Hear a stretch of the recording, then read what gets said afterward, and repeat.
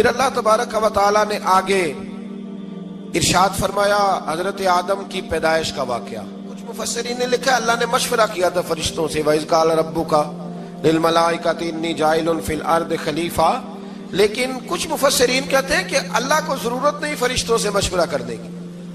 اللہ نے فرشتوں سے مشورہ نہیں کیا بلکہ رب نے انہیں آگاہ فرمایا تھا کہ میں لگا ہوں زمین پہ اپنا نائب بنانے, میں خلافت دینے لگا ہوں زمین پہ. اب یہ تو دینے والی کی مرضی ہے نا اس نے کس کو دینی ہے, یہ تو دینے والے کی مرضی ہے نا اس نے. تو کچھ لوگ کہتے ہیں کہ دینے والے سے زیادہ ہمیں پتہ ہے. تو فرشتوں کو بھی یہ اجتہادی خطا ہو گئی, کہنے لگے یا اللہ اسے نہ بنانا, یہ فساد کرے گا, یہ خون ریزیاں کرے گا. تو اللہ نے فرمایا جو میں جانتا ہوں وہ تم. اللہ اکبر. امام راضی فرماتے جب رمضان آتا ہے تو اللہ فرشتوں سے کہتا ہے ذرا یہ کھول کے دروازے دیکھو نا یہ زمین پہ کیا کر رہے ہیں. تم تو کہتے تھے فساد کریں گے اور یہ سارے تراویحاں پڑھ رہے ہیں. تم تو گویا کہتے تھے فساد کریں گے اور یہ تو دیکھو گویا رمضان کے روزے رکھ رہے ہیں, یہ تو میری یاد میں نکلے ہوئے. تم کچھ کہتے تھے اور دیکھو میں نے تمہیں کہا تھا نا جو میں جانتا ہوں وہ تم.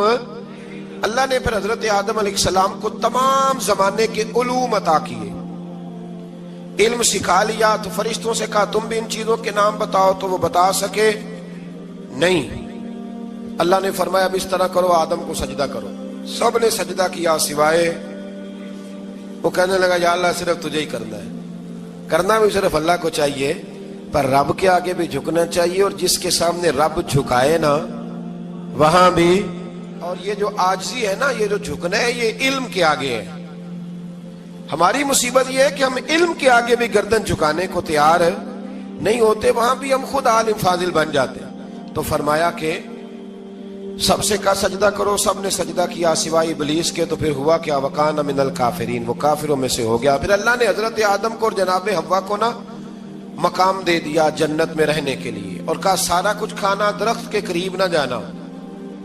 ابھی آپ کسی سے کہہ دیں تھوڑا سا کہ پیچھے نہ دیکھنا, یعنی اگر میری سمجھ لیں ادب کی وجہ سے کوئی 1.5-2 منٹ یا 6 منٹ نہیں بھی نہ دیکھے گا تو سوچے گا ضرور کہ پتہ نہیں اب پیچھے کیا ہے, مصیبت کیا ہے. یعنی آپ کہہ کے دیکھ لیں کسی کو پیچھے نہ دیکھنا, فطرت ہے نا انسان کی, وہ جستجو کرتا ہے. کہا اس درخت کے پاس نہ جانا.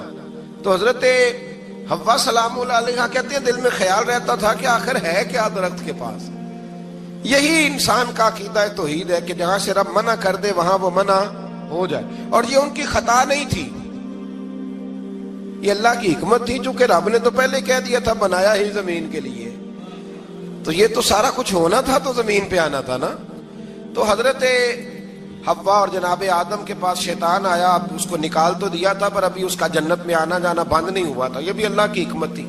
تو وہ کہنے لگا تمہیں پتہ ہے بعد میں مر جاؤ گے. تو حضرت حوا کہنے لگی کیا موت بھی آئے گی؟ کہاں, اس کی تکلیف بھی بڑی ہوگی, تو پھر بچیں گے کیسے؟ تو کہنے لگے پھل کھا لو اس درخت کا. تو بچنے کے لیے پھل کھایا تھا.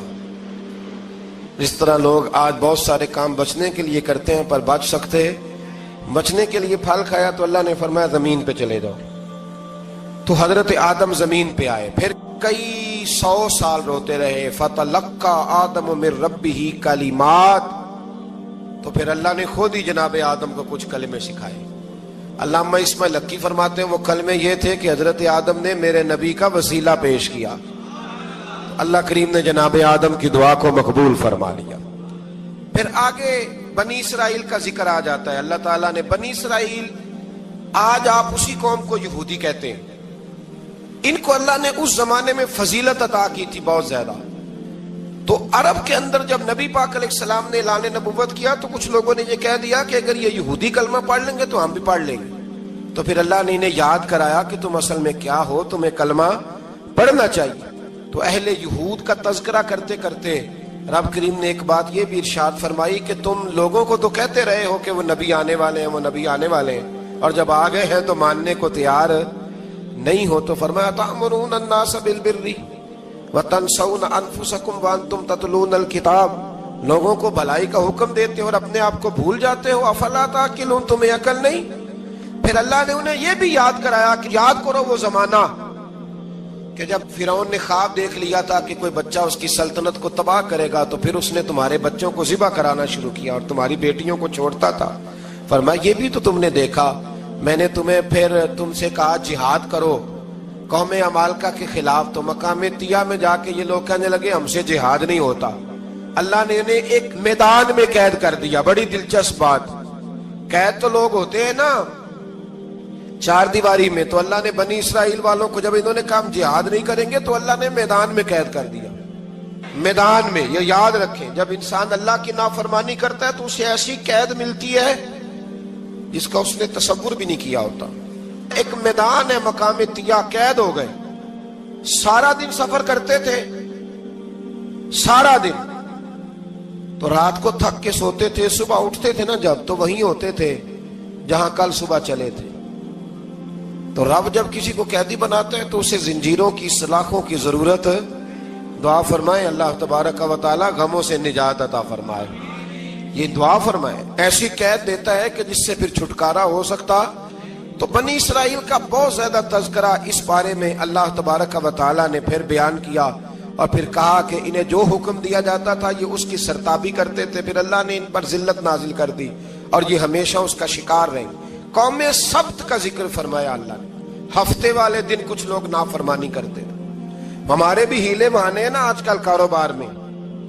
تو اسی سپارے کی آیت نمبر 65 کے اندر اللہ تعالیٰ نے حضرت داؤد کی قوم کا ذکر کیا کہ اللہ نے انہیں حکم دیا تھا کہ ہفتے والے دن مچھلیاں نہیں پکڑنی, تو وہ کہتے تھے چلو ہاتھ لگا کے نہیں پکڑنی, ہاتھ لگا کے. وہ ہمارے لوگ ہیلے بہانے تلاش کر لیتے ہیں نا, وہ بڑے جناب انشورنس والا آ گیا, اب وہ بینک والا آ گیا, وہ فلانے صاحب آ گئے, وہ تروڑ مروڑ کے کہانیاں باتیں, اور پھر ہمیں بھی رستے مل جاتے ہیں بچنے کے. مفتی صاحب نے کہہ دیا تھا, ایک مولانا سے میں نے ان کو کہا ہفتے والے دن مچھلیاں نہیں پکڑنے, کا نہیں پکڑتے, چھوٹے چھوٹے حوض بنا لیے تو مچھلیاں زیادہ آتی تھی اس دن. یہ بھی اللہ کی قدرت تھی, نماز کے وقت گاہک زیادہ آتے ہیں, یہ اس کی قدرت ہوتی ہے. تو وہ مچھلیاں حوض میں جمع ہو جاتی ہیں, یوں سمجھ لیں کہ جال انہوں نے لگا لیے ہوئے تھے, تو جال میں وہ پھنستی رہتی تھی, حوضوں میں آتی رہتی تھی. ہفتے کو نہیں پکڑتے تھے, اتوار کو پکڑ لیتے تھے, تو پھر اللہ نے انہیں سزا دی. فرمایا تماشے کرتے ہو اللہ کے حکم کے ساتھ, کیا سزا دی؟ فَقُلْنَا لَهُمْ كُونُوا قِرَادَةً خَاسِئِينَ, فرمایا بندر بن جاؤ دھتکارے ہوئے. جو رزق حرام طریقے سے کماتے تھے رب انہیں بندر بنا دیتا تھا. ابھی بھی میں نے دیکھے ہیں بڑے بڑے تاجر پاگلوں جیسی زندگی گزار رہے ہیں, نفسیاتی طور پہ سکون نہیں ہے, کروڑوں روپیہ پڑا ہے. کیوں؟ اس لیے کہ رب کے بتائے ہوئے طریقے کے مطابق تجارت نہیں کرتے. آگے ایک اور دلچسپ بات آ گئی. بنی اسرائیل کے اندر نا ایک شخص نے اپنے چچا کو قتل کر دیا جائیداد کے لیے. یہ دیکھیں کب سے لوگ جائیداد کے لیے قتل کرتے آ رہے ہیں. چچا کو قتل کر دیا, اور قتل کر کے حضرت موسیٰ علیہ السلام کے پاس آئے کہ میرے چچا کو کسی نے قتل کر دیا ہے, تو بتائیں کیا کرنا ہے. تو آپ نے فرمایا کہ گائے ذبح کرو اور اس کا ایک ٹکڑا مقتول کو مارو, مرنے والے کو, وہ خود اٹھ کے بتا دے گا مجھے کس نے قتل کیا ہے. اب ارادہ نہیں تھا گائے ذبح کرنے کا تو بہانے کرنے لگے. ارادہ نہیں نہ ہوتا تو پھر کیا ہوتے ہیں, کہنے لگے گائے کس طرح کی ہو, بوڑھی ہو کہ بچی ہو, رنگ کیسا ہو, جوان ہو کہ چھوٹی ہو, حال میں ایک دفعہ چلنا سیکھ گئی ہو یا ابھی نہ سیکھی ہو. تو بتاتے گئے تو رب بھی شرطیں بیان کرتا گیا. گہرے زرد رنگ کی ہو, حال کے اندر اسے نہ چلایا گیا ہو, پانی نہ نکالا گیا ہو, نہ بچی ہو نہ جوان ہو, اس کے درمیان ہو. یہ ساری شرطیں کہاں پائی جاتی تھی؟ حضرت موسیٰ علیہ السلام کی قوم کا ایک شخص تھا جو اللہ کا ولی تھا. وہ جب انتقال کرنے لگا نا, اللہ اکبر, دیکھو رب ولیوں کی اولادوں پر بھی کتنا فضل فرماتا ہے. وہ جب انتقال کرنے لگا تو ایک اس کے پاس چھوٹی سی بچیا تھی, گائے کی بچی, اس نے جنگل میں چھوڑ دی. کہنے لگا یا اللہ میں تیرے نام پہ چھوڑتا ہوں, میرا بچہ جوان ہو جائے تو اسے دے دینا, اور تو سرمایہ ہی کوئی نہیں. بچہ بڑا ہوا تو بچہ بھی بڑا نیک تھا, اپنی ماں کا بڑا فرما بردار تھا. اس کی ماں نے کہا بیٹا تیرے باپ نے ایک گائے چھوڑی تھی. تو بچہ جنگل میں گیا اور جا کے کہنے لگا اے اللہ میری گائے مجھ سے ملا دے. تو رب کریم نے وہ گائے واپس کر دی. وہ گائے گھر لے آیا, اب وہ کہنے لگا اما بیچ دوں، تو اما کہنے لگی بیٹا میرے پوچھے بغیر نہ بیچنا۔ کئی دفعہ گاہک لگے پر اس نے کہا جب تک میری اما نہ کہے گی میں بیچوں گا۔ ادھر بنی اسرائیل والے شرطیں جتنی گائے کے بارے میں پوچھ چکے تھے وہ ساری اسی گائے میں پائی جاتی تھی، تو یہ ڈھونڈتے ڈھونڈتے وہاں پہنچ گئے، تو کہنے لگے گائے چاہیے، تو اس نے کہا بھی تمہاری مرضی سے نہیں، قیمت میری مرضی کی۔ ایک مفسر نے تو یہاں تک لکھا ہے کہ اس نے کہا گائے ذبح کر کے نا، تو جتنا گائے کے اندر گوشت ہوگا نا اتنا ہی کھال کے اندر تو مجھے مال بھر کے دو گے، اتنے ہی سکے بھر کے دو گے، اتنی اشرفیاں بھر کے دو گے تو پھر تمہیں گائے دوں گا۔ تو پھر یہ گائے انہیں ملی اور یہ گائے لے کر کے آئے۔ زیادہ سوالات نہ کرتے تو زیادہ الجھتے نہ۔ ہم بھی دین کے معاملے میں بڑے سوال جواب کرتے ہیں، اتنا سوال کریں جتنی اس کی ضرورت ہے۔ ان لوگوں نے سوالات زیادہ کیے تو پھر الجھ زیادہ گئے۔ تو میرے بھائی اس کا ذکر بھی اللہ تبارک و تعالیٰ نے پہلے پارے کے اندر بیان فرمایا۔ پھر اللہ کریم نے فرمایا کہ کچھ ایسے لوگ بھی ہیں یہودیوں میں سے جن کا دعویٰ ہو گیا ہے کہ ہم اللہ کے بڑے پیارے ہیں۔ فرمایا یہ صرف ان کے منہ کی باتیں، یہ تو قیامت میں پتہ چلے گا نا کہ اللہ کا پیار کس کے ساتھ زیادہ ہے۔ اور پھر یہ بھی یہودیوں نے دعویٰ کیا ہے، اسی پارے میں اللہ فرماتے ہیں کہ ان کا دعویٰ ہے کہ ہم اللہ کے بڑے پیارے ہیں، جنت میں ہم ہی جائیں گے۔ تو اللہ فرماتے ہیں پھر مرنے کی دعا تو کرو، جنت میں تو مر کے جانا ہے نا۔ لیکن رب فرماتے ہیں یہ کبھی مرنے کی دعا نہیں کریں گے، اس لیے کہ انہیں پتہ ہے کہ ہم نے آخرت کے لیے کیا بھیجا۔ لے جی پہلا حکم آ گیا یا ایھا الذین آمنوا کہہ کے، پہلی آیت قرآن پاک کی پہلے سپارے میں پہلی آیت جس میں اللہ نے کہا یا ایھا الذین آمنوا، تو پہلا حکم آمنو کہہ کے۔ آیت نمبر 104 میں جو اللہ نے حکم دیا ہے نا وہ نبی پاک کی تعظیم کا حکم ہے۔ پہلا حکم ہی اللہ نے حضور کی عزت اور ناموس کا ارشاد فرمایا۔ پہلا اس ترتیب کے لحاظ سے وہ ہوا یہ کہ جب نبی پاک کو بات ارشاد کرتے تو صحابہ کرام اٹھ کے عرض کرتے رائینا یا رسول اللہ، حضور سمجھ نہیں آئی ذرا رعایت کر دے۔ تو یہودیوں کی عبرانی زبان کے اندر نہ ذرا کھینچ کے پڑھتے تھے رائینا، تو اس کا معنی بنتا تھا معاذ اللہ اے ہمارے چرواہے، بکریاں چرانے والے کو بھی وہ رائینا کہتے تھے۔ تو جب صحابہ یہ کہنے لگے تو اللہ نے منع ہی کر دیا، فرمایا میرے محبوب کے غلاموں اس لفظ کے پیچھے چھپ کے، اس لفظ کے پیچھے چھپ کے لوگ میرے نبی کی بے ادبی کر جاتے ہیں، تو جس لفظ کا کوئی ایک معنی بے ادبی والا بنتا ہو وہ لفظ بھی میرے نبی کے لیے نہ کہو، لفظ وہ والے کہو جس میں کوئی بے ادبی کا معنی نکلے نہ۔ یہاں لوگوں نے بڑے بڑے لفظ نہیں بول دیے، پھر کہتے میرا مطلب یہ تھا، میرا مطلب وہ تھا، تو نے وہ لفظ بولا کیوں جس کا کوئی غلط مطلب بھی نکل سکتا تھا۔ اللہ نے فرمایا یا ایھا الذین آمنوا لا تقولوا رائینا، اے ایمان والو رائینا کہو ہی نہ۔ تو یا اللہ کیا کہیں؟ فرمایا وقولوا انظرنا، تم کہو یا رسول اللہ ایک نظر فرمائیے، انداز دیکھیے، انظرنا ایک نظر۔ تو ہمارے بزرگ تو پہلے ہی بڑے پیار والوں نے کہہ دیا یا رسول اللہ انظر حالنا، کہتے کہاں سے لاتے ہو جملے؟ میں نے کہا اللہ کی کتاب سے۔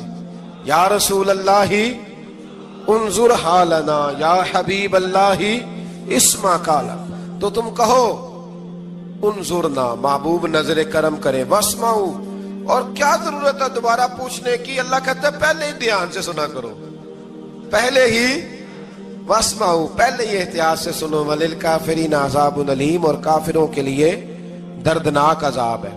لے جی اسی پارے میں اللہ تبارک و تعالیٰ نے پھر اہل یہود کا ذکر کیا۔ تو یہود کہنے لگے کہ ہم حضرت ابراہیم کے ماننے والے ہیں، تو اللہ کریم نے وہ بھی ذکر کیا کہ میں نے تو ابراہیم کو آزمایا ہے، وَإِذِ ابْتَلَىٰ إِبْرَاهِيمَ رَبُّهُ بِكَلِمَاتٍ فَأَتَمَّهُنَّ، ہم نے ابراہیم کو کچھ چیزوں سے آزمایا ہے، وہ ہماری آزمائش پہ پورے اترے۔ قَالَ إِنِّي جَاعِلُكَ لِلنَّاسِ إِمَامًا، تو پھر ہم نے انہیں کہا کہ ہم آپ کو پوری دنیا کا امام بنائیں گے۔ وہ آزمائش کیا تھی؟ آگ میں جانا بھی آزمائش، بیٹے کا نہ ہونا بھی آزمائش، بیٹا ہوا تو پھر اسے وادی غیر ذی زرع ان میں چھوڑ کے آنا بھی آزمائش، بڑا ہوا تو پھر ذبح کرنا بھی آزمائش۔ فرمایا جہاں جہاں آزمایا ہے نا ابراہیم ہماری آزمائش میں پورے اترے۔ فرمایا تو مفت میں حضرت ابراہیم کی اولاد بنتے ہو اور ان کا نام لیتے ہو اور ان کے ساتھ اپنا تعلق بناتے ہو، دیکھو تو صحیح وہ کتنی آزمائشوں سے گزرے۔ تو اس کا بھی اللہ نے اسی میں ذکر فرمایا۔ اور پھر وہ بات کرتے تھے حضرت याकूब की और हजरत इसहाक की, तो फरमाया वो तो हमारे इतने खास बंदे थे कि विसाल के वक्त भी उन्होंने अपनी औलादों को नसीहत फरमाई थी कि अल्लाह की तौहीद पे कायम रहना। उसका जिक्र भी अल्लाह ने इसी पारे में बयान फरमाया। और जो हजरत इब्राहीम और जनाब इस्माइल ने काबा तामीर किया तो उसका जिक्र भी अल्लाह ताला ने इसी पारे में फरमाया। फरमाया जब वो काबा बना रहे थे तो कह रहे थे रब्बना तकब्बल मिन्ना, कह रहे थे ऐ अल्लाह बना हमने दिया है पर मेहरबानी फरमा हमसे कबूल फरमा ले। तो जो आया करीमा आखिर में अर्ज करना चाहता हूं उस पर भी थोड़ी तवज्जो फरमाएंगे तो बात बड़ी निखर के बाहर आएगी। ये 16वें रुकू के अंदर अल्लाह ने फिर यहूद का और ईसाइयत का जिक्र फरमाया। तो अल्लाह करीम ने एक बात इरशाद फरमाई, यहूदियों के यहाँ जब कोई बच्चा पैदा होता था पीले रंग के साथ उसको रंगते थे, या कोई खास रंग था उनका, बच्चा पैदा होता तो उस पर वो रंग चढ़ाते कि ये जी हमारे मजहब का रंग है। हमारे यहाँ भी रस्में है ना अपनी अपनी, माज़अल्लाह अपनी अपनी नहीं होनी चाहिए, अल्लाह रसूल का हुक्म होना चाहिए। तो यहूदियों के यहाँ बच्चा पैदा होता तो एक खास रंग चढ़ाते, ईसाइयों के यहाँ पैदा होता तो वो भी एक खास रंग चढ़ाते। तो मुसलमानों के यहाँ बच्चे पैदा हुए तो उन्होंने भी तवज्जो की कि ये क्या हो रहा है। तो रब करीम ने फरमाया सिबगत अल्लाह, रंग अल्लाह का ही है। वमन अहसनु मिनल्लाहि सिबगा, और फरमाया अल्लाह के रंग से ज्यादा खूबसूरत किसका रंग हो सकता है। अल्लाह का रंग क्या है, ला इलाहा इल्लल्लाहु मुहम्मदुर रसूलुल्लाह सल्लल्लाहु अलैहि। फरमाया नीले पीले काले रंग ना चढ़ाओ, अपने जहन पर तौहीद और रिसालत का रंग चढ़ाओ। ये सबसे बेहतरीन रंग है। अगर तुम्हारे जहनों पर रब रसूल की तौहीद का रंग चढ़ गया तो ये वो वाला रंग है, फिर तुम्हें किसी और रंग की तरफ जाने की जरूरत नहीं पड़ेगी। तो फरमाया रंग वो पैदा करो जो तौहीद का है, रिसालत का है, उस रंग की तवज्जो करो। कुरान मजीद के इस पारे में अल्लाह करीम ने मुख्तलिफ बातें बयान करके आखिरी रुकू में ये जो रंग का जिक्र फरमाया ना, तो ये लगता है पूरे पारे का खुलासा है कि रब करीम ने फरमाया असल बात यह है कि तुम्हारी सोचों पे रब रसूल की तौहीद और रिसालत का रंग होना चाहिए। हर वक्त बच्चा पैदा हो को दुनिया से जाए तो रंग किसका होना चाहिए, अल्लाह रसूल के दीन का। अल्लाह ताला हमें समझने की तौफीक अता फरमाए। आखिर दावाया अनिल हम्दुलिल्लाह।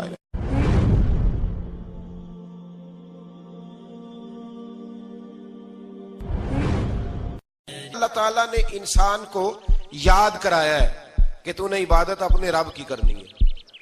और फरमाया रब तुम्हारा वो है जिसने तुम्हारे लिए जमीन को फर्श बनाया है, आसमान को छत बनाया है, और आसमान से पानी बरसा के तो जमीन से फल उगाए हैं, रिज़्क़ल लकुम, वो भी तेरे खाने के लिए उगाए हैं। वो जो आसमान से बारिश बरसा के जमीन से सब्जा और फल उगाए हैं तो वो भी तेरे लिए। जब सारा कुछ तेरे लिए बनाया तो तू भी तो इबादत करना अपने रब की, फिर किसी को उसका शरीक ना ठहरा। एक चैलेंज भी किया कुरान मजीद ने इस रुकू के अंदर। कहा करते थे मक्के के लोग कि आप कुरान मजीद की आयतें नबी करीम अलैहिस्सलाम से कहा करते थे कि माज़अल्लाह आप खुद बनाते हैं, बना बना के लाते हैं। तो अल्लाह करीम ने फरमाया व इन कुंतुम फी रैबिम मिम्मा नज़्ज़लना अला अब्दिना फ़अतू बिसूरतिन मिन मिस्लिही, अगर तुम्हें शक हो ना इसमें जो हमने बंदा खास पे नाजिल किया है तो तुम भी इस जैसी एक सूरत बना के लाओ। पढ़े लिखे तो तुम भी हो ना, मक्के में तुम भी रहते हो, तो एक सूरत बना के लाओ। कुरान मजीद हमसे छीना गया है साजिश के तहत, इसलिए कि जिस कौम को कुरान आ जाता है ना फिर कोई काफिर उसका मुकाबला नहीं कर सकता। देखे ना, अगर काफिरों के पास जवाब होता कुरान पाक का तो बदर और ओहद में ना कोई आयत बना के लाते, कुरान के मुकाबले की तलवारें लेके ना आते। उनके पास जवाब ही नहीं था। और कयामत तक किसी काफिर के पास कुरान मजीद का कोई जवाब, कुरान का कोई जवाब, कसम अल्लाह की जवाब कोई नहीं कुरान का, इसका कोई जवाब नहीं। क्या बात है कुरान पाक। वो एक दफा मुसलमान कज़्ज़ाब बेईमान कहने लगा मैंने बना लिया है कुरान पाक का जवाब। माज़अल्लाह, जवाब क्या बनाया? वो सूरत है ना अलकारिया तुम अलकारिया वमा अदराका मलकारिया, खड़खड़ाने वाली क्या है, खड़खड़ाने वाली तुम्हें क्या पता क्या है खड़खड़ी, क़यामत का जिक्र है। कहने लगा मैंने इस जैसी सूरत बना लिया। तो क्या बनाया? अलफील मलफील वमा अदराका मलफील। कहने लगा हाथी, तुम्हें क्या पता क्या हाथी। تم کیا جانو کیا ہاتھی. تو پاس جو اس کے اپنے بیٹھے تھے نا چیلے، کہنے لگے چپ کر جا، سارے زمانے کو پتا ہے ہاتھی کیا ہوتا ہے.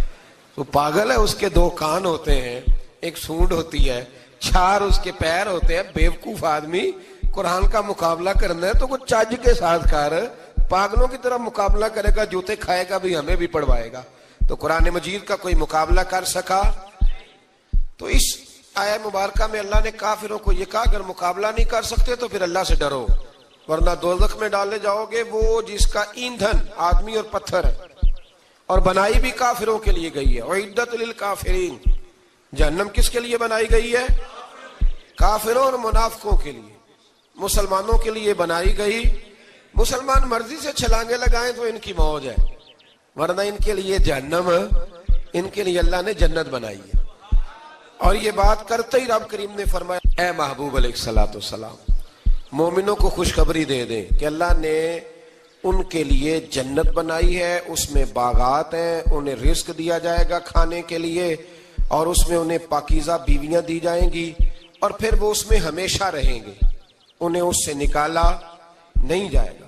آگے جو آیات کریمہ ہے نا، اس کے اندر اللہ تبارک و تعالیٰ نے فرمایا ہے کہ اللہ حیا نہیں کرتا سمجھانے کے لیے، مچھر کی مثال بھی دینی پڑے. فرمایا قرآن سے کچھ لوگ ہدایت حاصل کرتے ہیں اور کچھ گمراہ ہو جاتے ہیں. جب لوگ اپنی مرضی کی تشریحات چاہتے ہیں تو گمراہ ہوتے ہیں، اور جب قرآن کو رسول اللہ صلی اللہ علیہ وسلم اور امت مسلمہ کی تشریحات کی روشنی میں سمجھتے ہیں تو پھر اللہ ہدایت عطا فرماتا ہے. پھر اللہ تبارک و تعالیٰ نے آگے ارشاد فرمایا حضرت آدم کی پیدائش کا واقعہ. کچھ مفسرین نے لکھا اللہ نے مشورہ کیا تھا فرشتوں سے، وَإِذْ قَالَ رَبُّكَ لِلْمَلَائِكَةِ إِنِّي جَاعِلٌ فِي الْأَرْضِ خَلِيفَةً. لیکن کچھ مفسرین کہتے ہیں کہ اللہ کو ضرورت نہیں فرشتوں سے مشورہ کرنے کی. اللہ نے فرشتوں سے مشورہ نہیں کیا، بلکہ رب نے انہیں آگاہ فرمایا تھا کہ میں لگا ہوں زمین پہ اپنا نائب بنانے، میں خلافت دینے لگا ہوں زمین پہ. اب یہ تو دینے والی کی مرضی ہے نا، اس نے کس کو دینی ہے، یہ تو دینے والے کی مرضی ہے نا اس نے. تو کچھ لوگ کہتے ہیں کہ دینے والے سے زیادہ ہمیں پتہ ہے. تو فرشتوں کو بھی یہ اجتہادی خطا ہو گئی، کہنے لگے یا اللہ اسے نہ بنانا، یہ فساد کرے گا، یہ خون ریزیاں کرے گا. تو اللہ نے فرمایا جو میں جانتا ہوں وہ تم. اللہ اکبر. امام راضی فرماتے جب رمضان آتا ہے تو اللہ فرشتوں سے کہتا ہے ذرا یہ کھول کے دروازے دیکھو نا یہ زمین پہ کیا کر رہے ہیں. تم تو کہتے تھے فساد کریں گے اور یہ سارے تراویحیں پڑھ رہے ہیں. تم تو گویا کہتے تھے فساد کریں گے اور یہ تو دیکھو گویا رمضان کے روزے رکھ رہے ہیں. یہ تو میری یاد میں نکلے ہوئے. تم کچھ کہتے تھے اور دیکھو میں نے تمہیں کہا تھا نا جو میں جانتا ہوں وہ تم. اللہ نے پھر حضرت آدم علیہ السلام کو تمام زمانے کے علوم عطا کیے، علم سکھا لیا. تو فرشتوں سے کہا تم بھی ان چیزوں کے نام بتاؤ، تو وہ بتا سکے نہیں. اللہ نے فرمایا اب اس طرح کرو آدم کو سجدہ کرو. سب نے سجدہ کیا سوائے وہ. کہنے لگا یا اللہ صرف تجھے ہی کرنا ہے. کرنا بھی صرف اللہ کو چاہیے، پر رب کے آگے بھی جھکنا چاہیے، اور جس کے سامنے رب جھکائے نا وہاں بھی. اور یہ جو عاجزی ہے نا، یہ جو جھکنا ہے، یہ علم کے آگے ہے. ہماری مصیبت یہ ہے کہ ہم علم کے آگے بھی گردن جھکانے کو تیار نہیں ہوتے، وہاں بھی ہم خود عالم فاضل بن جاتے. تو فرمایا کہ سب سے کہا سجدہ کرو، سب نے سجدہ کیا سوائے ابلیس کے. تو پھر ہوا کیا وکان من الکافرین، وہ کافروں میں سے ہو گیا. پھر اللہ نے حضرت آدم کو اور جناب حوا کو نا مقام دے دیا جنت میں رہنے کے لیے، اور کہا سارا کچھ کھانا، درخت کے قریب نہ جانا. ابھی آپ کسی سے کہہ دیں تھوڑا سا کہ پیچھے نہ دیکھنا، یعنی اگر میری سمجھ لیں ادب کی وجہ سے کوئی 1.5-2 منٹ یا 6 منٹ نہیں بھی نہ دیکھے گا تو سوچے گا ضرور کہ پتہ نہیں اب پیچھے کیا ہے، مصیبت کیا ہے. یعنی آپ کہہ کے دیکھ لیں کسی کو، پیچھے نہ دیکھنا. فطرت ہے نا انسان کی، وہ جستجو کرتا ہے، کہا اس درخت کے پاس نہ جانا. تو حضرت حوا سلام اللہ علیہ کہتے ہیں دل میں خیال رہتا تھا کہ آخر ہے کیا درخت کے پاس. یہی انسان کا عقیدہ توحید ہے کہ جہاں سے رب منع کر دے وہاں وہ منع ہو جائے. اور یہ ان کی خطا نہیں تھی، یہ اللہ کی حکمت تھی، چونکہ رب نے تو پہلے کہہ دیا تھا بنایا ہی زمین کے لیے، تو یہ تو سارا کچھ ہونا تھا تو زمین پہ آنا تھا نا. تو حضرت حوا اور جناب آدم کے پاس شیطان آیا. اب اس کو نکال تو دیا تھا پر ابھی اس کا جنت میں آنا جانا بند نہیں ہوا تھا، یہ بھی اللہ کی حکمت تھی. تو وہ کہنے لگا تمہیں پتہ ہے بعد میں مر جاؤ گے. تو حضرت حوا کہنے لگی کیا موت بھی آئے گی؟ کہاں، اس کی تکلیف بھی بڑی ہوگی، تو پھر بچیں گے کیسے؟ تو کہنے لگے پھل کھا لو اس درخت کا. تو بچنے کے لیے پھل کھایا تھا. جس طرح لوگ آج بہت سارے کام بچنے کے لیے کرتے ہیں پر بچ سکتے، بچنے کے لیے پھل کھایا تو اللہ نے فرمایا زمین پہ چلے جاؤ. تو حضرت آدم زمین پہ آئے، پھر کئی 100 سال روتے رہے. فَتَلَقَّى آدَمُ مِن رَبِّهِ کَلِمَاتٍ، تو پھر اللہ نے خود ہی جناب آدم کو کچھ کلمے سکھائے. علامہ اسماعیل حقی فرماتے ہیں وہ کلمے یہ تھے کہ حضرت آدم نے میرے نبی کا وسیلہ پیش کیا، اللہ کریم نے جناب آدم کی دعا کو مقبول فرما لیا. پھر آگے بنی اسرائیل کا ذکر آ جاتا ہے. اللہ تعالیٰ نے بنی اسرائیل، آج آپ اسی قوم کو یہودی کہتے ہیں، ان کو اللہ نے اس زمانے میں فضیلت عطا کی تھی بہت زیادہ. تو عرب کے اندر جب نبی پاک علیہ السلام نے اعلان نبوت کیا تو کچھ لوگوں نے یہ کہہ دیا کہ اگر یہ یہودی کلمہ پڑھ لیں گے تو ہم بھی پڑھ لیں گے. تو پھر اللہ نے انہیں یاد کرایا کہ تم اصل میں کیا ہو، تمہیں کلمہ پڑھنا چاہیے. تو اہل یہود کا تذکرہ کرتے کرتے رب کریم نے ایک بات یہ بھی ارشاد فرمائی کہ تم لوگوں کو تو کہتے رہے ہو کہ وہ نبی آنے والے ہیں، وہ نبی آنے والے ہیں، اور جب آ گئے ہیں تو ماننے کو تیار نہیں ہو. تو فرمایا تأمرون الناس بالبر وتنسون انفسکم وانتم تتلون الکتاب، لوگوں کو بھلائی کا حکم دیتے ہو اور اپنے آپ کو بھول جاتے ہو. افلا تعقلون، تمہیں عقل نہیں؟ پھر اللہ نے انہیں یہ بھی یاد کرایا کہ یاد کرو وہ زمانہ کہ جب فرعون نے خواب دیکھ لیا تھا کہ کوئی بچہ اس کی سلطنت کو تباہ کرے گا، تو پھر اس نے تمہارے بچوں کو ذبح کرانا شروع کیا اور تمہاری بیٹیوں کو چھوڑتا تھا. فرمایا یہ بھی تو تم نے دیکھا، میں نے تمہیں پھر تم سے کہا جہاد کرو قوم عمالقہ کے خلاف، تو مقام طیہ میں جا کے یہ لوگ کہنے لگے ہم سے جہاد نہیں ہوتا. اللہ نے انہیں ایک میدان میں قید کر دیا. بڑی دلچسپ بات، قید تو لوگ ہوتے ہیں نا چار دیواری میں، تو اللہ نے بنی اسرائیل والوں کو جب انہوں نے کہا جہاد نہیں کریں گے تو اللہ نے میدان میں قید کر دیا. میدان میں، یہ یاد رکھیں، جب انسان اللہ کی نافرمانی کرتا ہے تو اسے ایسی قید ملتی ہے جس کا اس نے تصور بھی نہیں کیا ہوتا. ایک میدان ہے مقام طیہ، قید ہو گئے، سارا دن سفر کرتے تھے، سارا دن، تو رات کو تھک کے سوتے تھے، صبح اٹھتے تھے نا جب، تو وہیں ہوتے تھے جہاں کل صبح چلے تھے. تو رب جب کسی کو قیدی بناتا ہے تو اسے زنجیروں کی، سلاخوں کی ضرورت ہے. دعا فرمائے اللہ تبارک و تعالی غموں سے نجات عطا فرمائے. یہ دعا فرمائے، ایسی قید دیتا ہے کہ جس سے پھر چھٹکارا ہو سکتا.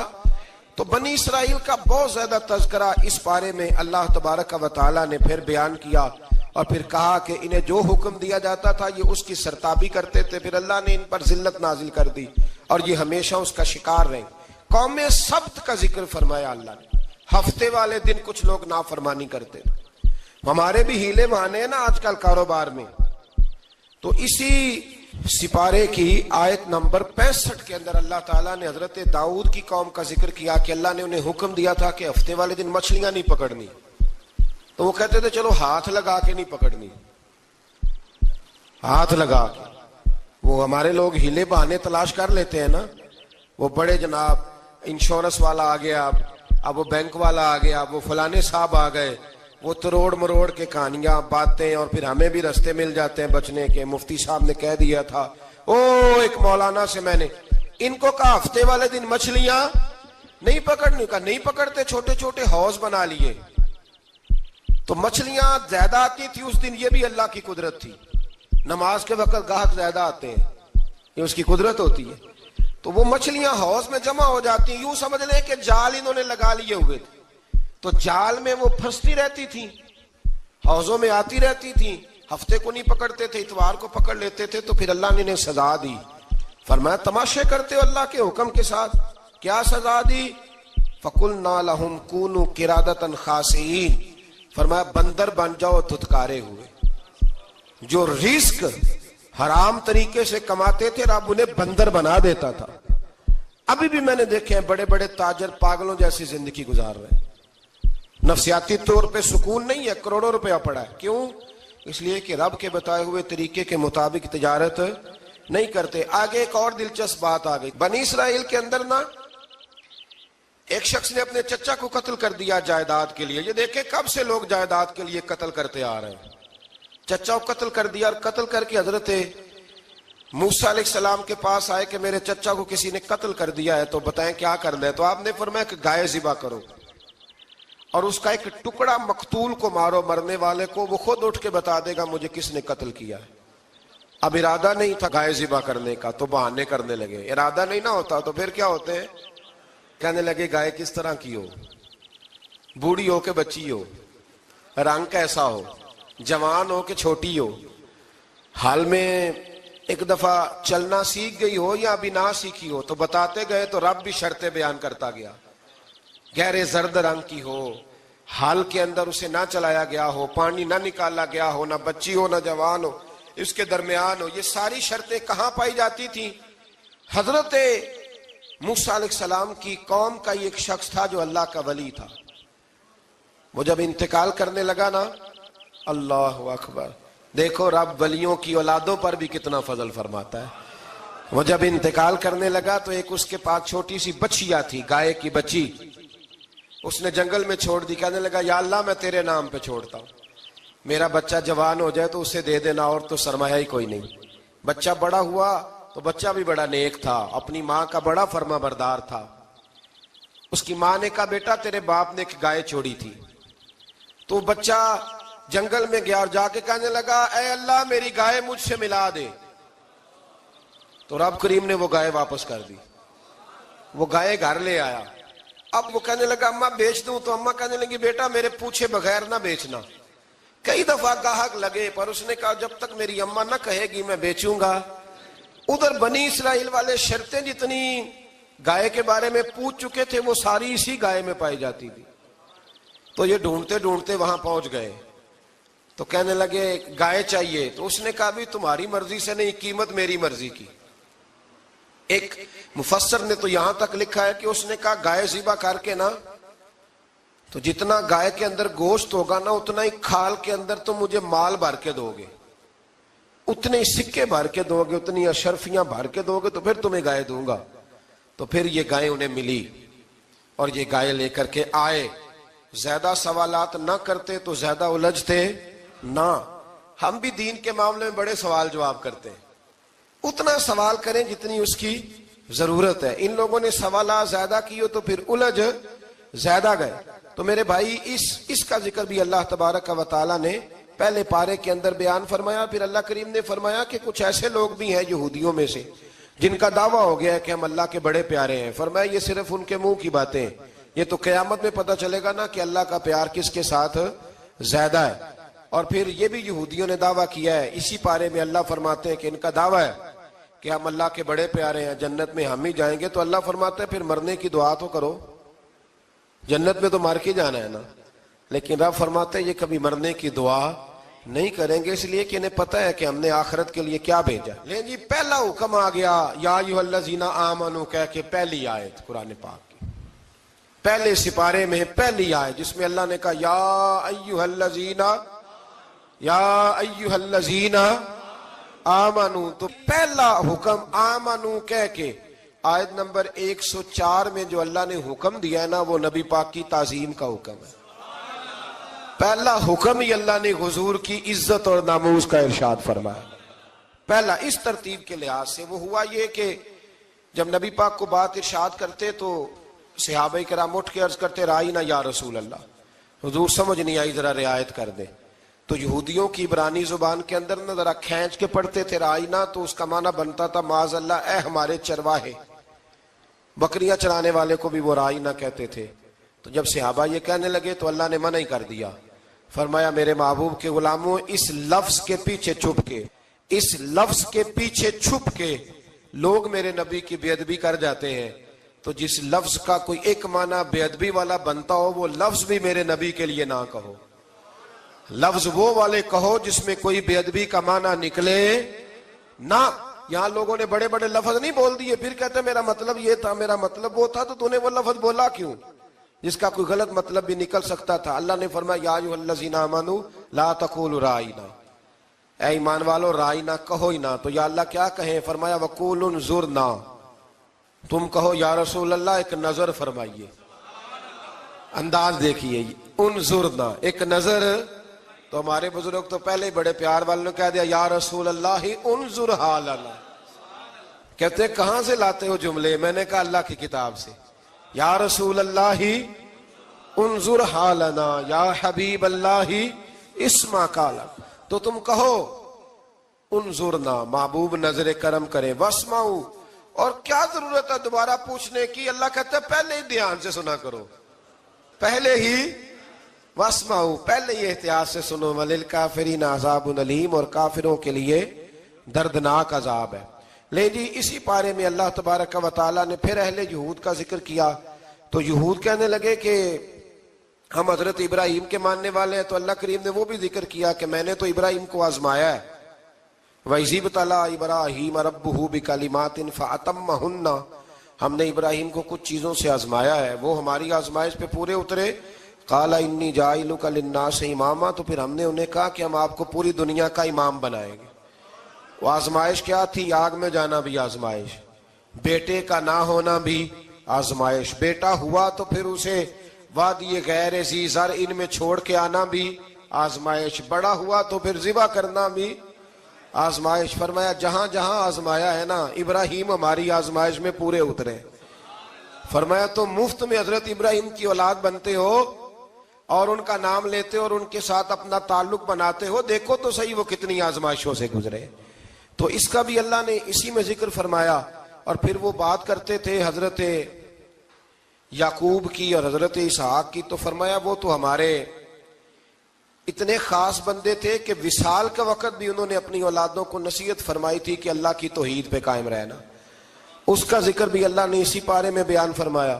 اور جو حضرت ابراہیم اور جناب اسماعیل نے کعبہ تعمیر کیا تو اس کا ذکر بھی اللہ تعالیٰ نے اسی پارے میں فرمایا. فرمایا جب وہ کعبہ بنا رہے تھے تو کہہ رہے تھے ربنا تقبل منا، کہہ رہے تھے اے اللہ بنا ہم نے دیا ہے پر مہربانی فرما ہم سے قبول فرما لے.